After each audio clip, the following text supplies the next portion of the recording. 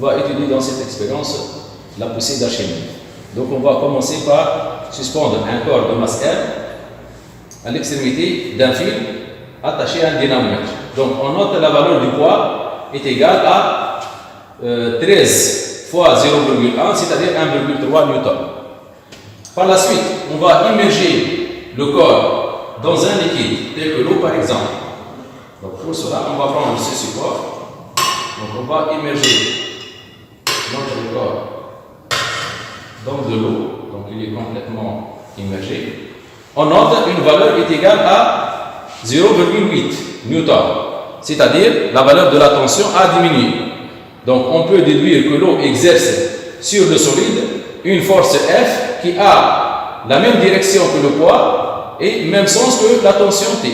Cette valeur, cette force F est dite poussée d'Archimède. Sa valeur est égale à P, poids du solide 1,3, moins la nouvelle valeur de la tension qui est égale à 0,8. Donc 1,3 moins 0,8 est égal à 0,5 newton. Ça, c'est la valeur de la poussée d'Archimède. Maintenant, on va voir par la suite de quoi dépend la poussée d'Archimède. Donc, on va commencer par l'influence de la profondeur. Donc, on va augmenter la profondeur d'immersion et voir si la valeur de la poussée d'Archimède change ou non. Donc, on va immerger davantage le solide S dans l'eau.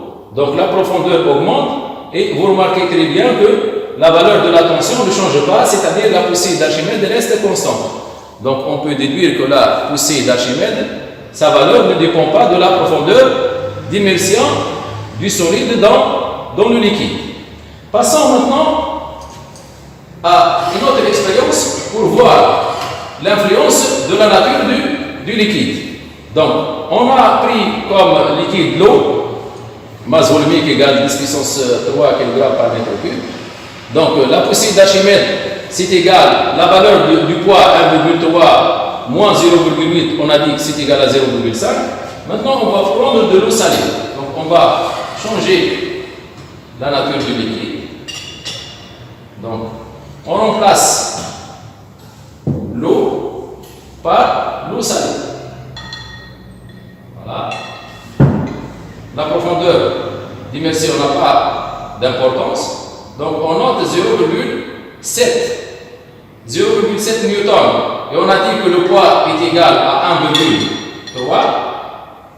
1,3 moins 0,7, c'est égal à 0,6. Donc, F est égal à 0,6. Donc, la poussée d'Archimède, sa valeur a augmenté.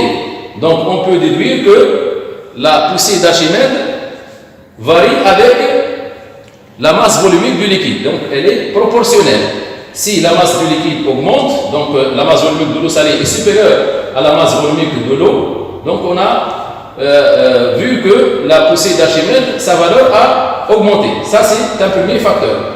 Maintenant, passons à voir si la poussée d'Archimède dépend, si vous voulez, de la masse de votre solide. Donc, pour cela, on va changer notre solide. Donc, on va prendre deux solides ayant même volume. Voilà. Donc, ça, c'est un premier solide. Donc, le poids de ce solide, c'est égal à 1,8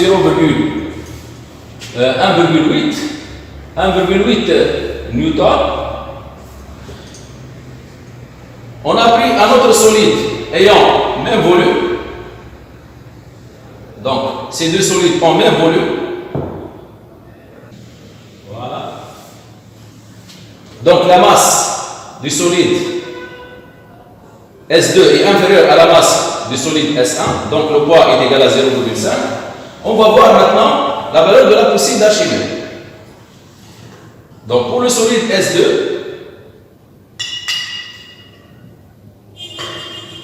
donc on trouve une valeur est égale à 0,3. 0,5 moins 0,3, la poussée d'Archimède, c'est égal à 0,2. Maintenant, on va changer le solide S2 par le solide S1. Voilà. On trouve une valeur qui est égale à 1,6. Donc, une valeur qui est égale à 1,6 et on a dit que le poids est égal à 1,8. Donc 1,8 moins 1,6, c'est égal à 0,2 Newton. Donc là, vous remarquez très bien que la valeur de la poussée d'Archimède reste constante. Donc autrement dit, la valeur de la poussée d'Archimède ne dépend pas de la masse du solide.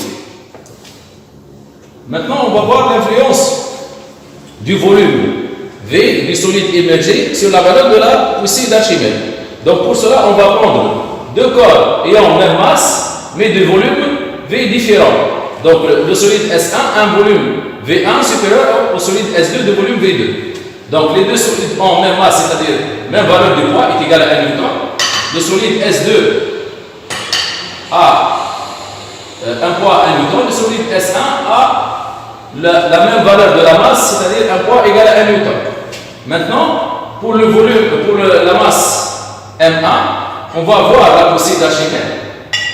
Donc on va immerger le solide dans l'eau.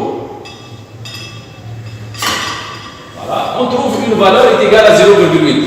Donc la valeur de la poussée d'Archimède, c'est égal à 1 Newton moins 0,8, c'est égal à 0,2. Maintenant, on va changer le solide S1 par le solide S2. Donc le solide S2 ayant même masse, mais de volume V2 inférieur à V1. Voilà. On trouve une valeur est égale à 0,9. Donc la valeur de la poussée d'Archimède, c'est égal à 1 Newton moins 0,9, c'est égal à 0,1. Donc vous remarquez très bien que la valeur de la poussée d'Archimède a diminué lorsque le volume du solide a diminué. Donc on peut déduire que la valeur de la poussée d'Archimède est proportionnelle au volume du solide immergé. Donc on va voir dans cette expérience le théorème d'Archimède. Pour cela, on va réaliser les trois expériences suivantes. Donc on va commencer par la première expérience. Donc on a pris deux solides tels que le solide S1 a une cavité qui a un volume V égal exactement le volume du solide S2. Ça c'est une particularité de ces deux solides. Et on a rempli notre vase qui affleure donc ce niveau-là. Donc lorsqu'on va introduire le solide dans l'eau, le volume d'eau déplacé, c'est égal exactement au volume du solide S2. Donc on va maintenant introduire le solide S2 dans l'eau et on va récupérer le volume déplacé dans ce guichet. Donc tout d'abord, vous avez une valeur est égale à 3,4 qui est le poids de deux solides. Maintenant, on va introduire dans l'expérience 2 le solide S2 dans l'eau. Voilà. Donc là, on va récupérer l'eau déplacée dans ce bécher. Donc on note une valeur est égale à 2,9 Newton. Donc on peut lire la valeur de la poussée d'Archimède, 3,4 moins 2,9. Donc c'est égal à 0,5 Newton. Par la suite, l'eau récupérée, qui est égal, son volume est égal au volume du solide immergé. Donc on va l'introduire dans cette cavité. Donc l'eau.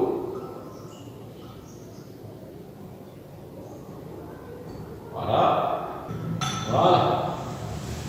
Donc, qu'est-ce que vous remarquez maintenant? On remarque que l'aiguille du dénomomètre reprend sa valeur initiale, c'est-à-dire 3,4. Donc l'aiguille reprend sa valeur initiale 3,4, ce qui prouve que le volume d'eau, son poids, a annulé la valeur de la poussée d'Archimède. Donc si le poids du liquide a annulé la valeur de la poussée d'Archimède, ceci nous permet de déduire que la valeur de la poussée d'Archimède c'est égal au poids du liquide déplacé, c'est-à-dire est égal au poids de l'eau récupérée dans le bécher, qui est égal à M fois V. Or, M c'est égal à l'eau du liquide fois le volume V. Donc, on peut déduire que la poussée d'Archimède c'est égal, sa valeur F est égale à l'eau du liquide fois le volume V, qui est égal au volume du solide immergé, fois la valeur de G. Voilà, merci pour votre attention.